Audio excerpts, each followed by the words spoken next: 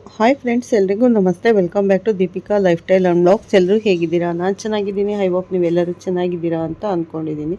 Please friends, ಈ ವಿಡಿಯೋನ ಫಸ್ಟಿಂದ ಕೊನೆವರೆಗೂ ಸ್ಕಿಪ್ ಮಾಡದೆ ನೋಡಿ. ಹಾಗೆ ಹೊಸದಾಗಿ ನೋಡೋರು ಫಸ್ಟು ನಮ್ಮ ಚಾನಲ್ಗೆ ಸಬ್ಸ್ಕ್ರೈಬ್ ಮಾಡ್ಕೊಳ್ಳಿ. ಪಕ್ಕದಲ್ಲಿರೋ ಬೆಲ್ಲೈಕನ್ ಕ್ಲಿಕ್ ಮಾಡಿ. ನಾನು ಹಾಕೋ ಪ್ರತಿಯೊಂದು ವಿಡಿಯೋ ನೋಟಿಫಿಕೇಷನ್ಗೆ ಬರುತ್ತೆ, ತಕ್ಷಣ ನೋಡ್ಬೋದು. ಸ್ನೇಹಿತರೆ, ರಾಯರನ್ನ ನೆನೆಯುತ್ತಾ ವಿಡಿಯೋನ ಸ್ಟಾರ್ಟ್ ಮಾಡೋಣ. ನಾನು ಇವಾಗ ತಿಳಿಸ್ಕೊಡ್ತೀನಿ ಮಕರ ರಾಶಿ ಬಗ್ಗೆ.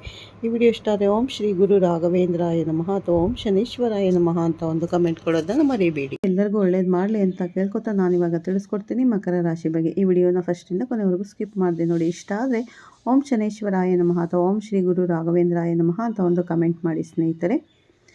ಮಕರ ರಾಶಿಯವರ ಧೈರ್ಯಕ್ಕೆ ಒಲಿಯದೆ ಭರ್ಜರಿ ಜಯ, ಹಠಾತ್ ಅಂತ ಆಗ್ತಿರುವಂಥ ಧನ ಲಾಭಕ್ಕೆ ಜುಲೈ ತಿಂಗಳು ಸಾಕ್ಷಿ ಆಗ್ತಾ ಇದೆ. ಇಷ್ಟು ದಿವಸ ಇದ್ದಂತಹ ಕಷ್ಟ ಜುಲೈ ತಿಂಗಳಿಂದ ಕಷ್ಟಕ್ಕೆ ಸಿಗುತ್ತಿದೆ ಮುಕ್ತಿ. ಜ್ಞಾನನಂದಮಯಂ ದೇವಂ ನಿರ್ಮಲಂ ಸ್ಫಟಿಕಾಕೃತಿಂ ಆಧಾರಂ ಸರ್ವ ವಿದ್ಯಾನಂ ಅಯಗ್ರೀವ ಉಪಾಸ್ಮಹೆ. ಪ್ರೀತಿಯ ಸ್ನೇಹಿತರಿಗೆ ನಮಸ್ಕಾರ ಹೇಳ್ತಾ ಈ ಮಾಸ ಭವಿಷ್ಯ ಕಾರ್ಯಕ್ರಮಕ್ಕೆ ತಮ್ಮೆಲ್ಲರಿಗೂ ಮತ್ತೊಮ್ಮೆ ಸ್ವಾಗತ ಕೋರ್ತೀನಿ. ಈ ತಿಂಗಳು ಅಂದರೆ ಜುಲೈ ತಿಂಗಳಲ್ಲಿ ಗ್ರಹಗಳ ಸ್ಥಾನಮಾನದ ಆಧಾರದ ಮೇಲೆ ಏನೆಲ್ಲ ದ್ವಾದಶ ರಾಶಿಗಳ ಮೇಲೆ ಆಗ್ತಾ ಇದೆ ಅನ್ನೋದನ್ನು ನೋಡೋಣ ಬನ್ನಿ. ಇನ್ನು ಗ್ರಹಗಳ ಸ್ಥಾನಮಾನ ಹೇಗಿದೆ, ಯಾವುದಾದರೂ ಗ್ರಹಗಳ ಬದಲಾವಣೆ ಆಗ್ತಿದೆ ಈ ತಿಂಗಳಲ್ಲಿ ಅಂತ ನೋಡೋದಾದರೆ ನೋಡಿ. ಮೊದಲನೆಯದಾಗಿ ಶುಕ್ರ ಗ್ರಹ ಕರ್ಕಾಟಕ ರಾಶಿಯಿಂದ ಸಿಂಹ ರಾಶಿಗೆ ತನ್ನ ಪ್ರವೇಶನ ಬೆಳೆಸ್ತಾ ಇದೆ ಇದೇ ತಿಂಗಳ 5ನೇ ತಾರೀಕು. ಹಾಗೆ ಬುಧ ಗ್ರಹ ಮಿಥುನ ರಾಶಿಯಿಂದ ಕರ್ಕಾಟಕ ರಾಶಿಗೆ 2ನೇ ತಾರೀಕು ತನ್ನ ಪತನ ಬದಲಾಯಿಸಿ ತದನಂತರ ಮತ್ತೆ ಹಿಮ್ಮುಖ ಸಂಚಾರವಾಗಿ 7ನೇ ತಾರೀಕು ಮತ್ತೆ ಮಿಥುನ ರಾಶಿಗೆ ತೆರಳುತ್ತಾನೆ. ಹಾಗೆ ಸೂರ್ಯ ಮಿಥುನ ರಾಶಿಯಿಂದ ಕರ್ಕಾಟಕ ರಾಶಿಗೆ 16ನೇ ತಾರೀಕು ತನ್ನ ಪತನ ಬದಲಾಯಿಸ್ತಾನೆ. ಇನ್ನು ಗ್ರಹಗಳ ಸ್ಥಾನಮಾನ ಹೇಗಿರುತ್ತೆ ಇನ್ನು ಉಳಿದ ಗ್ರಹಗಳು ಅಂತ ನೋಡೋಕೆ ಹೋದಾಗ, ರಾಹು ಗ್ರಹ ಏನು ಕುಂಭದಲ್ಲಿ ಸ್ಥಿತನಾಗಿದ್ದರೆ ಶನಿ ಗ್ರಹ ಮೀನದಲ್ಲಿ ಸ್ಥಿತನಾಗಿದ್ದಾರೆ ಮತ್ತು ತನ್ನ ವಕ್ರ ಸ್ಥಿತಿಯನ್ನು ಕೂಡ ಬದಲಾವಣೆ ಮಾಡ್ತಾನೆ. ಅಂದರೆ ಇವಾಗ ಏನು ನೇರ ಚಲನದಲ್ಲಿ ಇದ್ದಾನೆ, ಇದೇ ತಿಂಗಳು 27ನೇ ತಾರೀಕು ವಕ್ರ ಸ್ಥಿತಿಗೆ ಅಂದರೆ ಹಿಮ್ಮುಖ ಸಂಚಾರವಾಗಿ ತನ್ನ ಪತನ ಬದಲಾಯಿಸ್ತಾನೆ. ಹಾಗೆ ಇನ್ನು ಕುಜ ಗ್ರಹ ವೃಷಭ ರಾಶಿಯಲ್ಲಿದ್ದು ಮಿಥುನ ರಾಶಿಯಲ್ಲಿ ಸೂರ್ಯಗ್ರಹ ಮತ್ತು ಬುಧ ಗ್ರಹಗಳು ಇರುತ್ತವೆ. ಮತ್ತು ಸೂರ್ಯಗ್ರಹ ಮತ್ತೆ ತನ್ನ ಪತನ ಬದಲಾಯಿಸ್ತಾನೆ. ಕಟಕ ರಾಶಿಯಲ್ಲಿ ಗುರು ಮತ್ತು ಸೂರ್ಯಗ್ರಹದ ಸಂಯೋಗ ಆಗ್ತಿದ್ರೆ, ಇನ್ನು ಸಿಂಹ ರಾಶಿಯಲ್ಲಿ ಕೇತು ಮತ್ತು ಶುಕ್ರನ ಸಂಯೋಗ ಆಗ್ತಾ ಇದೆ. ಸೊ ಹಾಗಿದ್ರೆ ದ್ವಾದಶ ರಾಶಿಗಳ ಮೇಲೆ ಏನೆಲ್ಲ ಪ್ರಭಾವ ಬೀರುತ್ತೆ ಇದರಿಂದ ಅನ್ನೋದನ್ನು ನೋಡೋಣ ಬನ್ನಿ ಸ್ನೇಹಿತರೆ. ಮಕರ ರಾಶಿಯವರ ಜುಲೈ ತಿಂಗಳ ಭವಿಷ್ಯ ಹೇಗಿರುತ್ತೆ ಅಂತ ನೋಡೋದಾದರೆ ತುಂಬಾ ಅದ್ಭುತವಾಗಿರುತ್ತೆ ಅಂತ ಹೇಳ್ಬೋದು. ಯಾಕೆ ಅಂತಂದರೆ ಗುರುಬಲ ಬಂದಿದೆ. ಮಕರ ರಾಶಿಯವರು ಬಹಳಷ್ಟು ದಿನಗಳಿಂದ ಕಷ್ಟ, ನೋವು, ಸಂಕಷ್ಟದಿಂದ ಅಲೆದಾಡ್ತಿದ್ರಿ.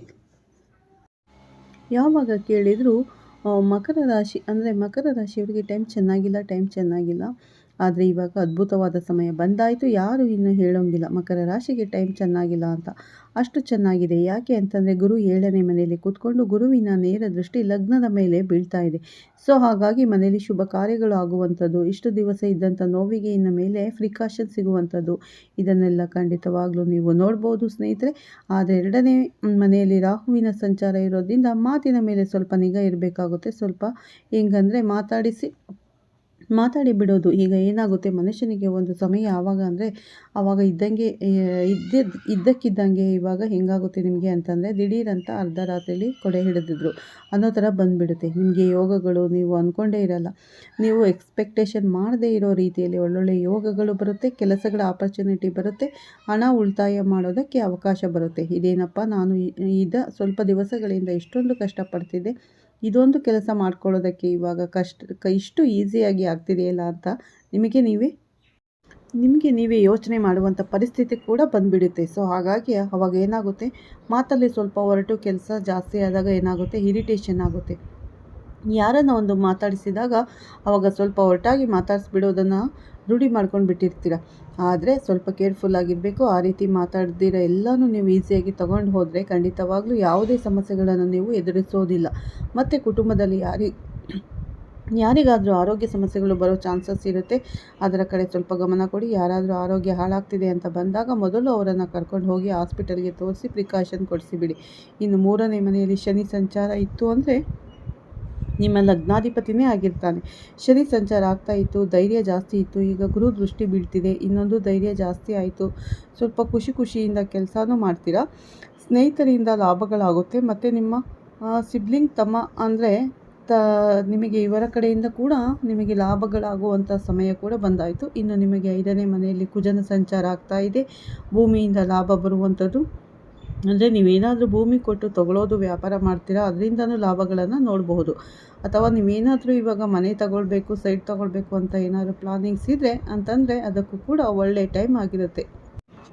ಆದರೆ ಮಕ್ಕಳ ಆರೋಗ್ಯದಲ್ಲಿ ಸ್ವಲ್ಪ ಏರುಪೇರಾಗಬಹುದು. ಅಂದರೆ ಏನೋ ಏಟ್ ಮಾಡ್ಕೊಳ್ಳೋದು ಮತ್ತು ಸ್ಪೀಡ್ ಜಾಸ್ತಿ ಏರೋದು, ಗಾಡಿಗಳು ಕೊಟ್ಬಿಡ್ತೀರಿ. ವಯಸ್ಸಿಗೆ ಇನ್ನೇನು ಬರ್ತೀರಾ, ಒಂದು 8ನೇ ಕ್ಲಾಸು 10ನೇ ಕ್ಲಾಸು ಓದ್ತಿರುವಂಥ ಮಕ್ಕಳ ಕೈಯಲ್ಲಿ ಗಾಡಿ ಕೊಟ್ಬಿಡೋದು, ತಗೊಂಡು ಹೋಗಿ ಅಲ್ಲಿ ಇಲ್ಲಿ ಗುದ್ದಿ ಏಟ್ ಮಾಡ್ಕೊಳ್ಳೋದು, ಮೂಳೆಗೆ ಏಟ್ ಮಾಡ್ಕೊಳ್ಳೋದು, ರಕ್ತ ಬರೆಸ್ಕೊಂಡು ಬರೋದು ಆಗಿಬಿಡುತ್ತೆ. ಸೊ ಕೇರ್ಫುಲ್ಲಾಗಿರಿ. ಹಂಗೆ ಆಗಬೇಕು ಅಂತ ಏನಿಲ್ಲ. ನಡೀತಾ ದಾರಿಯಲ್ಲಿ ಎಡವಿದ್ರೂ ಕೂಡ ಕಾಲು ಬೆರಳಲ್ಲಿ ಒಂಚೂರು ರಕ್ತ ಬರ್ಬೋದು. ಸೊ ಮಕ್ಕಳ ಆರೋಗ್ಯದ ಕಡೆ ಗಮನ ಕೊಡಿ. ಸ್ವಲ್ಪ ಆರೋಗ್ಯನ ನೋಡ್ಕೊಳ್ಳಿ. ಅಥವಾ ಒಂಟಿಯಾಗಿ ಈಚೆ ಆಚೆ ಬಿಟ್ಟಾಗ ಗಮನ ಕೊಡ್ತಾಯಿರಿ. ಮಕ್ಕಳು ಮನೆಗೆ ಬಂದ್ರಾ ಇಲ್ವಾ, ಏನು ಮಾಡ್ತಿದ್ದಾರೆ, ಯಾಕಂದರೆ ಬಿಡಿ ಅಂದರೆ ಬ್ಯುಸಿ ಸ್ಕೆಡ್ಯೂಲಲ್ಲೂ ಕೂಡ ಇವಾಗ ನಿಮಗೆ ಕೆಲಸ ಇವಾಗ ಶುರು ಆಗ್ತಾ ಇದೆ. ಸೊ ಹಾಗಾಗಿ ಎಲ್ಲನೂ ಕೂಡ ನೀವು ಬ್ಯಾಲೆನ್ಸ್ ಮಾಡಬೇಕಾಗಿರುವಂಥ ಒಂದು ಪರಿಸ್ಥಿತಿ ಬಂದಿದೆ. ಇನ್ನು 6ನೇ ಮನೆಯಲ್ಲಿ ಸೂರ್ಯ ಮತ್ತು ಬುಧ ಒಂದು ಸಂಚಾರ ನಡೀತಿದೆ. ಸೊ ಹಾಗಾಗಿ ಏನಾಗುತ್ತೆ, ಕಾಂಪಿಟೇಟಿವ್ ಎಕ್ಸಾಮ್ ಏನಾದರೂ ಮಕ್ಕಳು ಬರೀತಿದ್ದಾರೆ ಅಂದರೆ ಅದರಲ್ಲಿ ವಿನ್ ಆಗ್ತಾರೆ. ಗೌರ್ಮೆಂಟ್ ಉದ್ಯೋಗಿಗಳಿಗೆ ಕೆಲಸ ಬಡ್ತಿ ಸಿಗುವಂಥದ್ದು, ಅಥವಾ ಕೆಲಸದಲ್ಲಿ ಏನಾದರೂ ಒಂದು ಪ್ರಮೋಷನ್ ಸಿಗುವಂಥದ್ದು, ಜೊತೆಗೆ ಏನಾದರೂ ನಿಮಗೆ ನೀವು ಮಾಡ್ತಿರೋ ಕೆಲಸನ ಗುರುತಿಸುವಂಥ ಬೆಲೆ ಕೊಡುವಂಥ ಕೂಡ ಆಗುತ್ತೆ. ಬ್ಯಾಂಕಲ್ಲಿ ಲೋನ್ಗಳು ಅಪ್ಲೈ ಮಾಡಿದರೆ ಲೋನ್ಗಳಾಗುತ್ತೆ. ಕೋರ್ಟ್ ಕೇಸ್ಗಳು ನಡೀತಿದ್ರೆ ಆ ಕೇಸು ನಿಮ್ಮ ಪರ ಆಗುವಂಥದ್ದು ಕೂಡ ಆಗುತ್ತೆ. ನೋಡಿ, ಬ್ಯಾಕ್ ಟು ಬ್ಯಾಕ್ ಎಲ್ಲ ಶುಭ ಸುದ್ದಿಗಳು ಕೇಳ್ತಾ ಇದ್ದೀರಾ ಅಂತ. ಆದರೆ ಬುಧ ಸ್ವಲ್ಪ ಕಂಬಸ್ಟ್ ಆಗಿರೋದ್ರಿಂದ ವೇರಿಯೇಷನ್ ಆಗಬಹುದು. ಏನು ವ್ಯಾಪಾರದಲ್ಲಿ ವೇರಿಯೇಷನ್ ಒಂದು ದಿವಸ ಇದ್ದಂಗೆ ಇನ್ನೊಂದು ದಿವಸ ಇಲ್ಲ, ಸ್ವಲ್ಪ ಫ್ಯಾಂಕ್ಚುಯೇಷನ್ ಆಗ್ತಾ ಇರುತ್ತೆ. ಅದನ್ನು ಸ್ವಲ್ಪ ಗಮನಿಸಬೇಕಾಗಿ ಬರುತ್ತೆ. ನೀವು ಇನ್ನು ನೋಡಿ, ನಿಮಗೆ ಏನು 7ನೇ ಮನೆಯಲ್ಲಿ ಗುರುವಿನ ಸಂಚಾರ ಆಗ್ತಾ ಇದೆ. ಗುರು ನೇರ ದೃಷ್ಟಿ ಲಗ್ನದ ಮೇಲೆ ಬೀಳ್ತಾ ಇರೋದ್ರಿಂದ ಗಂಡ ಹೆಂಡತಿ ಮಧ್ಯದಲ್ಲಿ ಪ್ರೀತಿ ವಿಶ್ವಾಸ ತುಂಬ ಚೆನ್ನಾಗಿರುತ್ತೆ. ಅದರಲ್ಲಿ ಯಾವುದೇ ಡೌಟ್ ಇಲ್ಲ, ಗೌರವ ಜಾಸ್ತಿ ಆಗುತ್ತೆ. ಆದರೆ ಗುರು ಕಂಬಸ್ಟ್ ಆಗೋಂತಹ ಸಮಯದಲ್ಲಿ ಮಾತ್ರ ಮನೆಯಲ್ಲಿ ಶುಭ ಕಾರ್ಯಗಳನ್ನು ಮಾಡೋದನ್ನು ಅವಾಯ್ಡ್ ಮಾಡಿಕೊಂಡ್ರೇ ಒಳ್ಳೆಯದು. ಇನ್ನು 8ನೇ ಮನೆಗೆ ಶುಕ್ರ ಕೇತು ಸಂಚಾರ ಇದೆ. ಇಲ್ಲಿ ಆರೋಗ್ಯದಲ್ಲಿ ಕೆಲವು ಸಮಸ್ಯೆ ಬರಬಹುದು. ಏನಂದರೆ ಗುಪ್ತಾಂಗಗಳಲ್ಲಿ ಸಮಸ್ಯೆ ಬರುವಂಥದ್ದು, ಅಥವಾ ಹೆಣ್ಣು ಮಕ್ಕಳಿಗೆ ಯುಟ್ರಸ್ ಪ್ರಾಬ್ಲಮ್ ಬರುವಂಥ ಚಾನ್ಸಸ್ ಇರುತ್ತೆ. ಆಪ್ರೇಷನ್ಗಳಾಗುವಂಥ ಚಾನ್ಸಸ್ ಇರುತ್ತೆ. ಅದನ್ನು ಸ್ವಲ್ಪ ಗಮನ ಇಟ್ಕೊಳ್ಳಿ. ಯಾಕೆ ಅಂತಂದರೆ ಕೇತು 8ರಲ್ಲಿ ಸಂಚಾರ ಮಾಡ್ತಿದ್ದಾನಲ್ಲ, ಸೊ ಆಪ್ರೇಷನ್ಗಳಾಗುವಂಥ ಚಾನ್ಸಸ್ ಇರುತ್ತೆ. ಆದರೂ ಗುರುಬಲ ಬಂದಿರೋದ್ರಿಂದ ಆದಷ್ಟು ನಿಮಗೆ ಅವಾಯ್ಡ್ ಆಗುತ್ತೆ. ಏನು ಮೇಜರ್ ಪ್ರಾಬ್ಲಮ್ ಏನಾದರೂ ಆಗ್ತಾಯಿದ್ರೆ ಸ್ವಲ್ಪ ನಿಮಗೆ ಅವಾಯ್ಡ್ ಕೂಡ ಆಗ್ತಾ ಇರುತ್ತೆ. ಅದನ್ನು ನೆಗ್ಲೆಕ್ಟ್ ಮಾಡಬೇಡಿ. ಕೆಲವರು ಏನು ಮಾಡ್ತಾರೆ, ಸ್ವಲ್ಪ ಹೊಟ್ಟೆ ನೋವು ಬಂದರೂ ಅಯ್ಯೋ ಬಿಡು ಹೊಟ್ಟೆ ನೋವು ಒಂದು ಮಾತ್ರೆ ನುಂಗೋಣ ಆ ಥರ ಅಂದ್ಕೋಬೇಡಿ. ಏನಕ್ಕೆ ಬರ್ತಾ ಇದೆ ತಿಳ್ಕೊಂಡು ಅದಕ್ಕೆ ಪ್ರಿಕಾಷನ್ಸ್ ತೊಗೊಳ್ಳಿ. ಏನೇನೋ ತಿಂದು ಇನ್ನೊಂದು ಹಾಳು ಮಾಡ್ಕೊಳ್ಳೋ ಬದಲಾಗಿ ಕರೆಕ್ಟಾಗಿ ಏನು ತಗೋಬೇಕು, ಏನು ಮಾಡಬೇಕು ಅಂತ ಯೋಚನೆ ಮಾಡಿ ಡಿಸಿಷನ್ ತಗೊಳ್ಳಿ. ಇನ್ನು ಮಕ್ಕಳ ಎಜುಕೇಷನ್ ಹೇಗಿರುತ್ತೆ ಅಂತ ನೋಡಿದಾಗ ಎಜುಕೇಷನ್ ತುಂಬ ಚೆನ್ನಾಗಿರುತ್ತೆ. ಎಜುಕೇಷನಲ್ಲಿ ಯಾವುದೇ ರೀತಿಯಾದ ತೊಂದರೆಗಳು ಬರೋದಿಲ್ಲ. ಪರಿಹಾರವಾಗಿ ಏನು ಮಾಡ್ಕೋಬೇಕು ಅಂತ ನೋಡಿ ಪ್ರತಿದಿನವೂ ಕೂಡ ಕಾಗೆಗಳಿಗೆ ಆಹಾರ ಹಾಕೋದು, ಒಂದು ಹಿಡಿಯಷ್ಟು ಅನ್ನ ತಗೊಂಡು ಹೋಗಿ ಕಾಗೆಗಳಿಗೆ ಹಾಕ್ಬಿಟ್ಟು ಬನ್ನಿ. ಅದು ನಿಮಗೆ ಮೇಜರಾಗಿ ನಿಮಗೆ ಒಳ್ಳೆಯದನ್ನು ಮಾಡುತ್ತೆ.